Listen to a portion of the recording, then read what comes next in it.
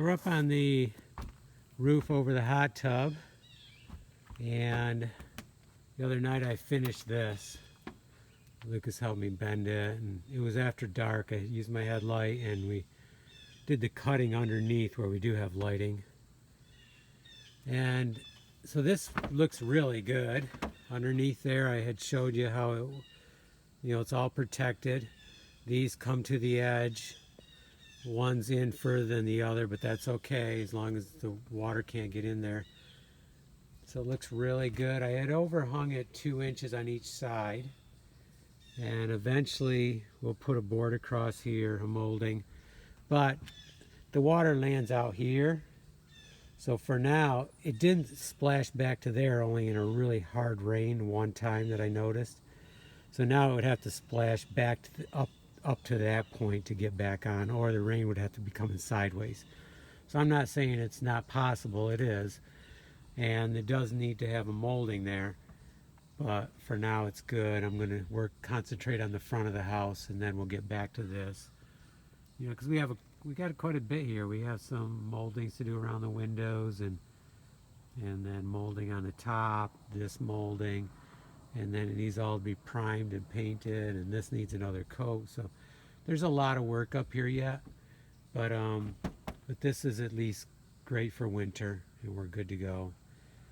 Okay, so the one thing I did run into, I think it was on this one right here, so I went and started drilling in, or screwing in, and it started to go sideways, which is one thing I've always worried about. Is what if I hit a nail or a knot and I can't put it in straight, because then it's going to leak. So I decided to grab a drill and just see if I could drill through whatever was pushing the screw over. And in this case, turned out it was a knot, and I was able to drill it enough to then keep it in straight. Because the problem is, you don't want to say, okay, I can't drill there, I'm going to put another hole here, because then you got a hole here. So I did bring up a piece of flashing in case that was the case. I could shove it up underneath here, up into about here, and then it would show. That's the problem, the hole would show, and I wouldn't like that, but at least I could get the screw in and it would not leak water. But in this case, I didn't have to do that. Now, this has happened to me, I don't know, 2 or 3 times on these, between 2 roofs. And in each case, a little bit of drilling was able to get me past. Because unless you hit the nail dead center, there's a good chance you could drill by it. Maybe you hit the head a little bit, maybe you can drill through that.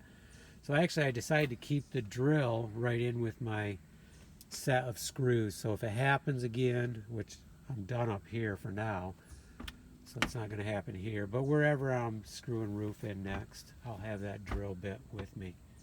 Because I did buy a pack of drill bits that have like 10 of each size, so it's perfect, which is the way I recommend buying them now. Okay.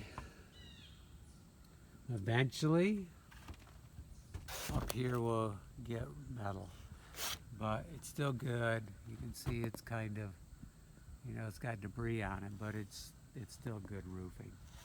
So we got lots of other priorities that come first. Okay. Take a quick look around. It's always nice being on the roofs, especially when you're safely on a roof. Otherwise, don't be on it. Right now it's dry. It's a 4-pitch. My shoes are grabbing really good, so I'm good to go. Okay, let's get down and let's get to our other job. It's time to call it a morning.